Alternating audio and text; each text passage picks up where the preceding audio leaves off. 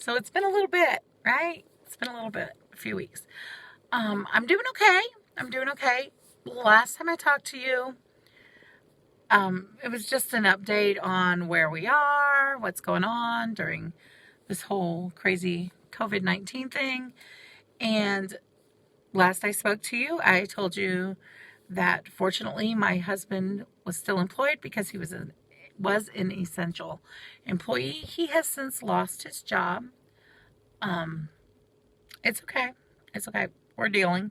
We're coping. He has an interview tomorrow at a place doing basically the same thing for a little bit more money than he was making. And it's a little bit closer to home. So fingers crossed and lots of prayers he gets that job because he needs to get that job. But we're doing okay. We're doing okay. We were fortunate in that we had made sure that we did not squander the stimulus, and I'm thankful that we did not because it has been very helpful in getting through this. So he's been off work. I think it's been about 3 weeks. I think it's been about 3 weeks. And it's been a challenge, y'all. He needs to go back to work, okay? That man needs to get out of my house. Like, no, just kidding. No, it's been a challenge, you know. We're all there all the time, especially in quarantine. And it's a challenge, but you know, we love each other. We're getting through it. So it's all good. But he has an interview tomorrow, and he's doing very well. He started keto with me because I restarted. Let's be real. We both started, and I restarted again about, it's been a week and a couple of days now. But we both weighed in on the week, and I lost a little over 8 pounds, 8.4 pounds in that week, which, y'all, that's not very good for me on keto, especially for the first week. I think what happened is my salad dressing. Because I did have some salad dressing the night before, and I've had this brand before, I've had this kind before, but normally I get it in a little glass bottle. It's the Lighthouse Thousand Island. It does have carbs in it, but it's manageable.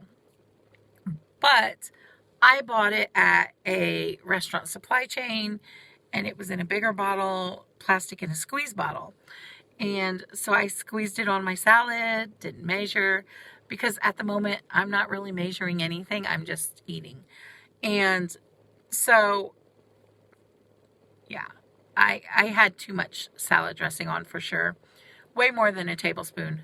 Could possibly have been 3 to 4 times what I should have had in a serving.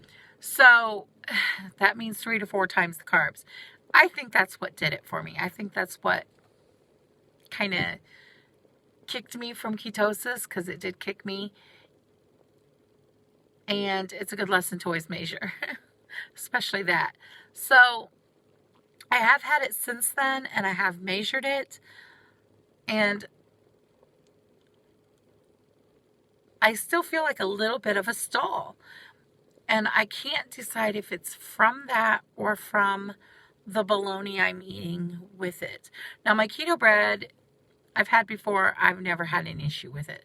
I've also had the bologna before and never had an issue with it. So I'm not sure what's going on. Maybe my body's changing and my body's saying no to one or the other. I don't know. But that's where I'm at right now. We are still keto. I had a really weak moment earlier. I'm super hungry, and hunger is not my friend, okay? Super hungry. We're eating on the go. Because my husband's unemployed, we are, of course, trying not to eat out any more than necessary. But we did need to eat out this time. And as I said, we were on the go. And I really thought about just not being keto. Just, it's convenient. And I get more food, and I was really hungry. But he didn't want to go off keto. And I said, well, if you're not going to go off keto, I'm not going to go off keto either. So he actually kept me keto today, y'all. Because let me tell you, had he swayed, I would have totally gone with him. I was weak today. I was so hungry, I was weak. And that was the problem. I was just hungry.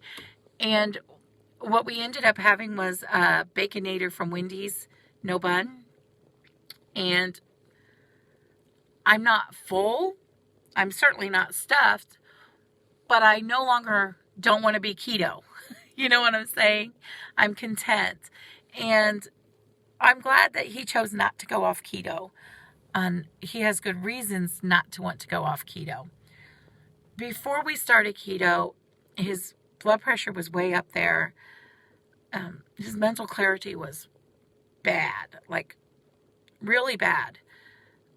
And he would be breathing really heavy, just standing or sitting, bending over. He'd be out of breath. He was struggling. He was having a lot of pain in his body.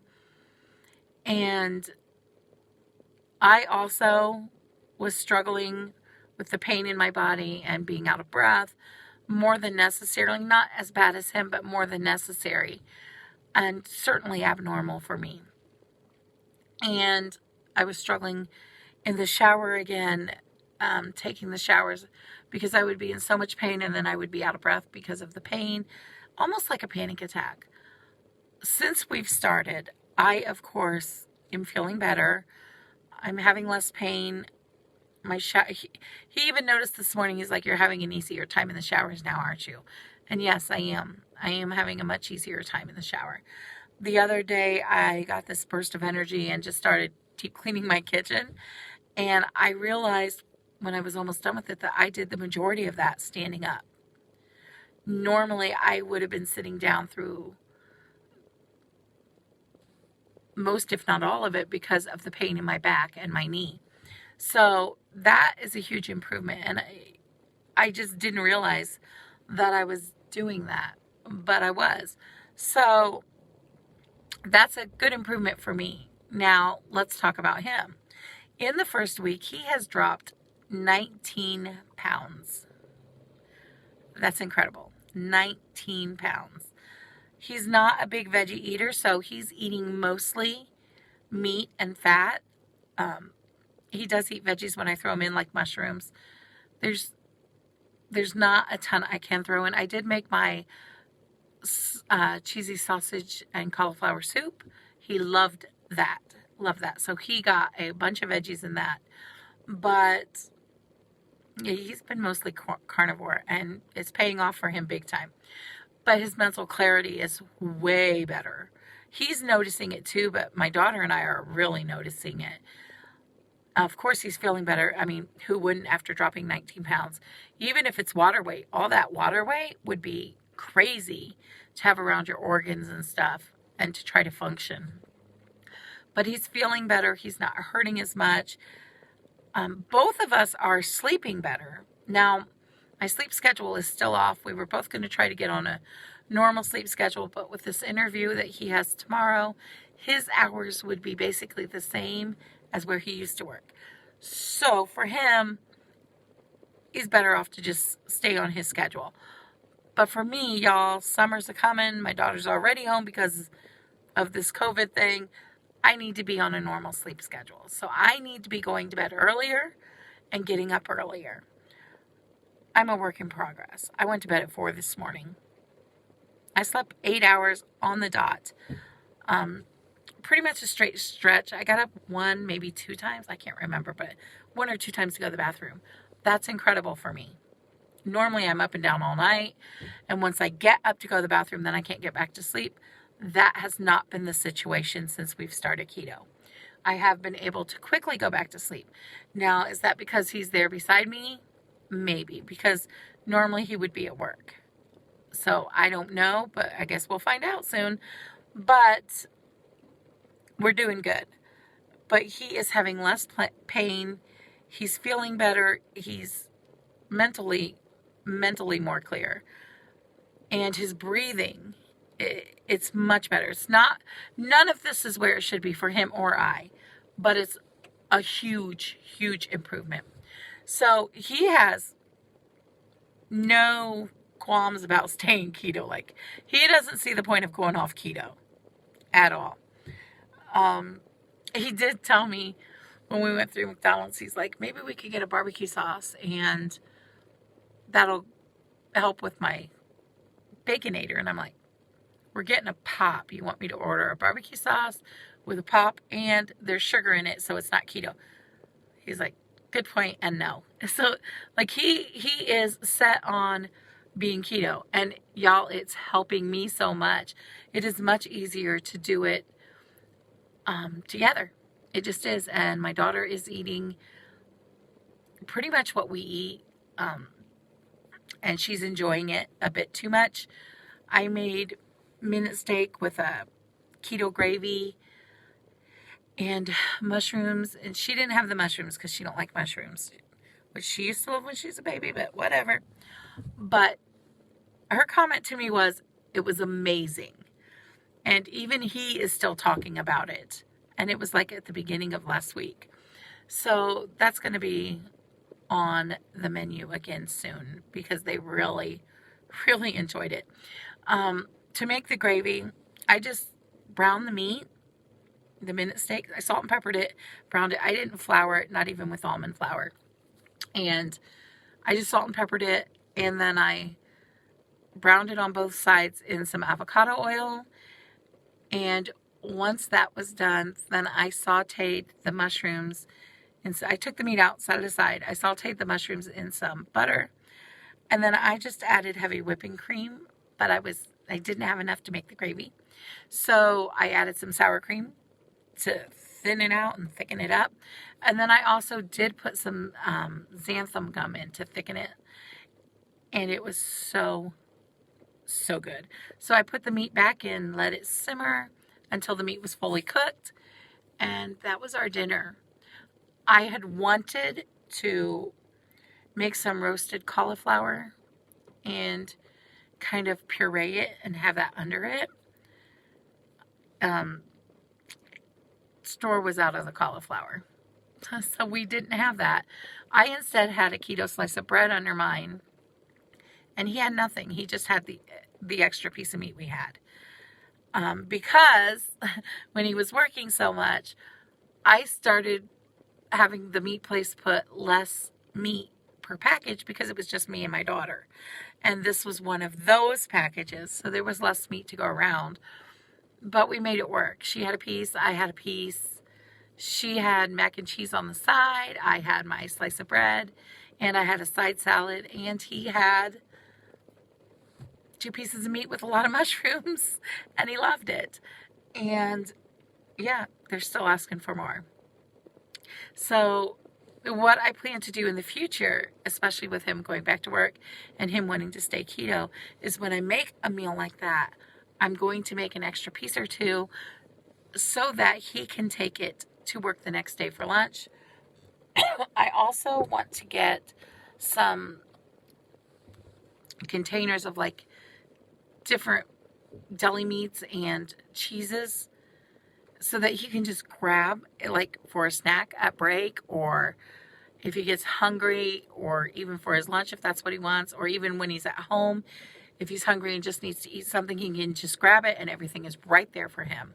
And for me too, because I can use these as well, and so can my daughter, and likely will. Another thing I've been doing is boiling eggs and peeling them and then keeping them in the fridge. However, my daughter and him have ran me out of eggs. I had to get more eggs, and I still need to boil them.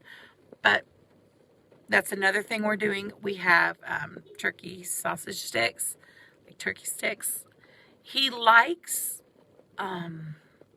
what's it called? Beef jerky. He likes beef jerky, but a lot of them are higher in carbs. So I may try to make my own, or at the very least see if I can find a brand that he likes that doesn't maybe have the sugar or is lower carbs. That would be a go-to for him as well. So we're coming up with compromises. It's a little more difficult with him, and it's a little more difficult for him because if I'm not cooking it, he doesn't really know what he can eat. So a lot of times he'll just go for deli meat. He's had a lot of roast beef the last week and a half or two. Like a lot of roast beef. But that's okay. It's perfectly keto. He likes it. It's fine. One thing we did do and then stopped doing for him was the Sole water. We don't put potassium in his because he's on blood pressure medicine and he already takes a potassium pill because of that. And you should not take no salt when you are on blood pressure meds. So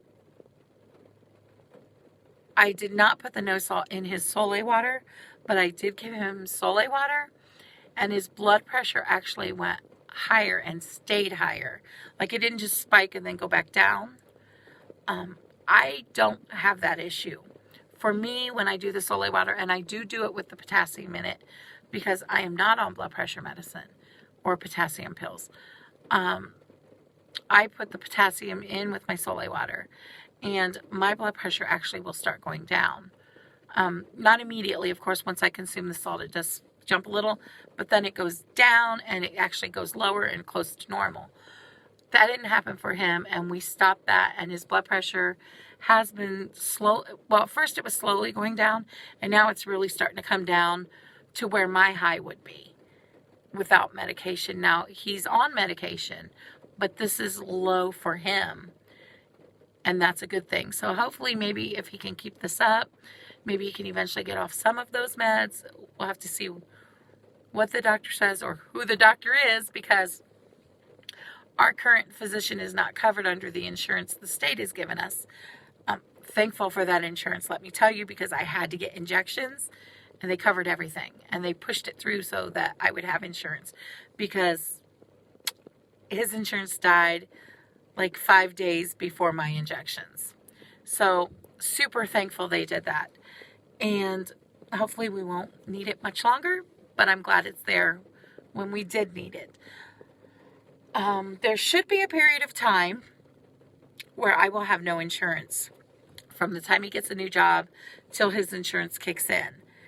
And I'm going to have to talk to my eye doctor and let them know that I think I'm going to be without insurance because I can't miss injections. And hopefully they can use samples or something and only charge me the office call, which it's pretty hefty. I think it's like $350 for just the office call. But that's better than my injections, y'all. My injections are $8,000 every time I go for both eyes. Like, okay, $350 is a bargain. But I want to make sure that we have that money set aside and that everybody's on the same page that I'm going to be without insurance for a while. And what can we do to make sure that I still have my injections so that I'm not sitting in their office and they're not trying to figure out what to do while I'm sitting there, or so that I don't drive all the way there, because it's a long drive for us to go to and from where my eye doctor is, for nothing, you know, if they don't have samples that day or what have you. So planning ahead's important in this situation. We know it's going to be coming. Would it be easier to stay on the state insurance? No. Well, it's great to have everything covered and paid for and not have to worry about that. There are other issues, and in the long run, we're way, way, way better for him to get a different job and us to get insurance that we have to pay more for a month than to not have to pay for insurance and have the insurance covered. That's a big expense, yes, but so is food, and so is electric and rent, and we need to make sure those things are covered. And you only get so much from the state, and while I'm thankful it's there when you need it, I don't want to have to need it. I'd rather it be there for people who may need it worse. At this particular point in time, we need it. We do. I have to have my injections. We need insurance on my daughter. He needs insurance. I mean, he has high blood pressure. He has high cholesterol, diabetes, all the same things I have, but not the eye problems. That's only me right now. But we need it right now, and I'm thankful it's there. I'm also thankful in the name of Jesus that he is getting that job tomorrow so that we can get back on a normal routine and just normal peace of mind, security. There's a security in having a paycheck coming in every week, okay? There's a security in that.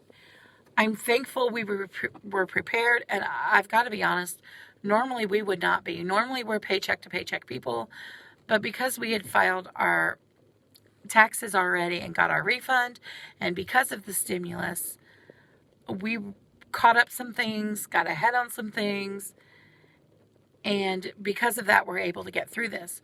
Had we not done that, we would not have been able to get through this.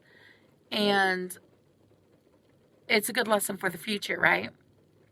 So that is our plan, to make sure that should anything like this ever happen again, that we would be in a position to be able to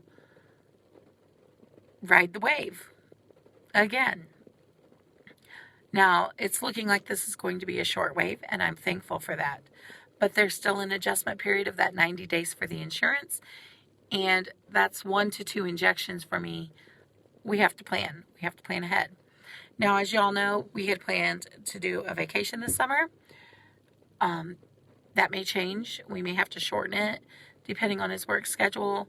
We may not be able to do it at all, depending on our financial situation at the time, because we are burning through what we have set aside, paying our bills, and that's okay. It's perfectly okay to pay our bills instead. It's what we should be doing. But if it all works out, we may still go, even if for a shortened period of time. She has no idea about it, so her little heart will not be broken if we don't go, because she has no idea. This was going to be a surprise for her anyway, and we're okay with that. She has 4 more e-learning days left. She has e-learning tomorrow, and then 3 times next week, and then she is done with school for this year. So that is awesome.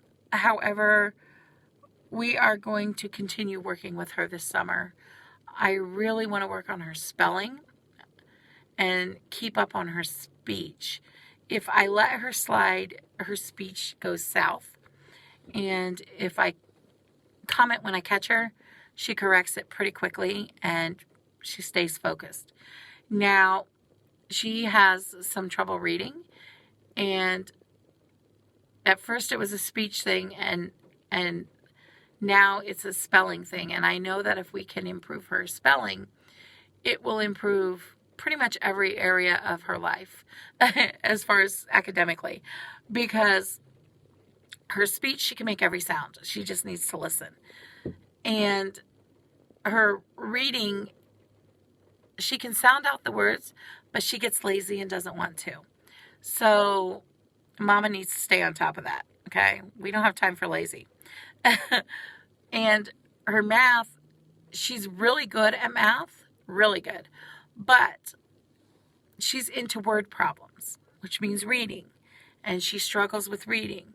So a lot of times if she misses a math problem, it's because it was a reading math problem. And so working on her spelling will help with her reading, will help with that portion of her math. Now, some of the kids in her class are doing multiplication, which she can do some of, but she has lost her desire to work on her app because she has hit some areas that are harder for her, some word problem areas where she has to read, and so she just doesn't want to do them. So that's another thing I need to encourage her to do. Now that's going to be a little harder once we have to turn the iPads back in, because she will not have that tool to use because it is only for school use. So we may have to make up our own word problems and work on that. But the majority of what I want to work on this summer with her is spelling. That's it, spelling. Because spelling will improve her reading. I want to work on the spelling with her reading, and then I want to get her learning cursive. We want to do that. She has an interest in it. And I printed out some pages to teach her, so we want to work on that.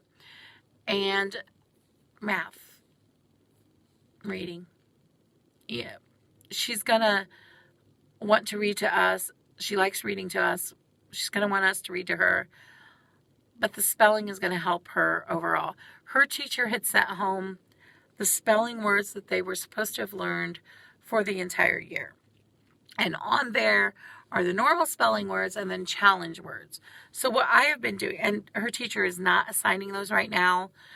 Those pretty much stopped when they couldn't go back to school. However, since her teacher sent them home, I am using them. And we are going through all the words, even the ones she already knew. And I am giving her 5 words from the spelling words and then 5 words from the challenge words. And she has a spelling test every Friday, which she'll have a spelling test tomorrow. And we work on them. If she misses a word, it goes back on the list for next week because I want her to know them. I am more concerned with her spelling than anything because I know that reading, writing, even a good majority of her math all stem from her ability to spell. And one thing I am very, very good at is spelling. Grammar, spelling, English, that's my jam. History, math, science, that's my husband's jam.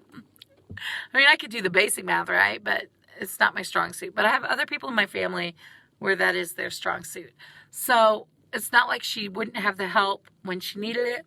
But right now, I am focusing on spelling with her. And I think that will naturally help her reading and her math. And then cursive she wants to learn. And I've been working with her on her handwriting since she's been home. Her teacher let her get away with a lot. And I'm not that nice, okay? I will make you redo it 5, 6, 7 times. You will take your time and you will do it right, or you will redo it, okay? You better leave that space, and it better be to the line. Like I'm a stickler on it. And the reason is because I know how important it is right now for her to learn that. And her writing has improved so much. So much. When she was at school, what they would do is they would ask her what she wanted to say. They would write it down for her, and she would copy it. And she would copy it sloppily, which means words would run together. Maybe she put the period, maybe she didn't. Maybe she put the capital, maybe she didn't. Maybe she skipped a word, maybe she didn't. So I will still help her like that. But I don't write it down for her. I do it word by word as she's going. So as she's writing it, if she's stumped on a word, I will help her after saying, let's sound it out. Because sometimes she can sound it out. And then there are some words that she just can't. So I want her to be able to get her thoughts and expressions out and have them be her own. But I also want her to be able to spell them. And I've noticed that a lot of times she will remember how to spell those words when I make her do that little extra work. I've also caught her using Surrey to spell words. And I'm okay with that because she's hearing it, she's writing it, Surrey's saying it, and so is she. If you're doing all 3 of those things, y'all, you're going to be able to spell words. You are. That's how I have her do it all the time. When we get a spelling list, she writes, well, first I give her a quiz. And any word she gets wrong, she writes and says those words 10 times. Word, letters, everything. So if, say she didn't spell cat, she would have to say cat, C-A-T, cat, 10 times. So she has to say it, she has to spell it out loud, she has to write it at the same time. Each word she misses 10 times. And next time I give her a quiz, same thing. Every word she misses, 10 times. She usually gets a pretty good grade on her spelling test or a perfect grade. And that's why. A lot of the words she has already learned, she has forgotten from the list. And I have started at the top of the list, Like, we're starting over, okay? And we're going to be doing this all summer long.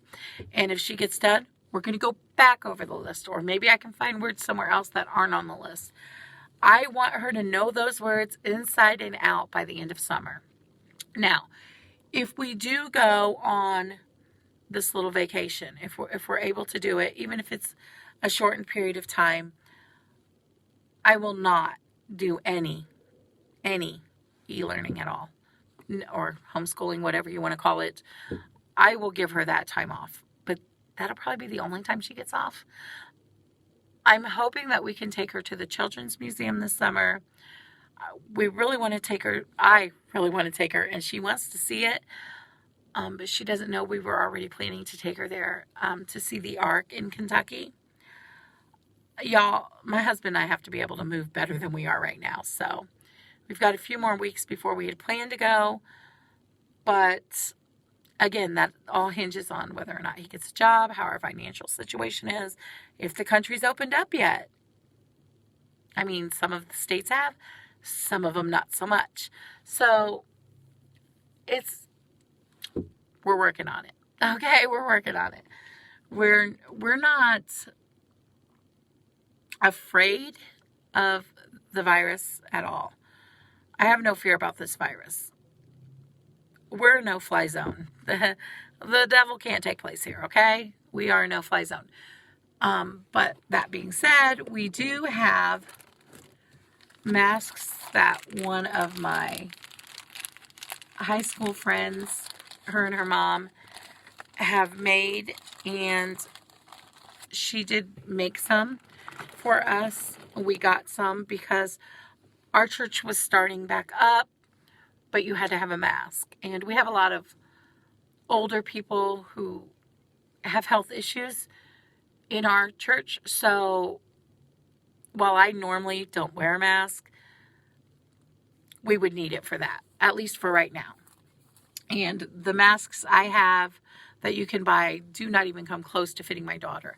And she had a child mask. So the problem I have now is my daughter wants to play with it like she's a doctor, which that child's imagination, it's awesome. I wouldn't have thought of that, but she did. So yeah, she can't wait till this virus is over because she wants to play with the mask. And I'm like, well, I was going to keep them in case we ever needed them again.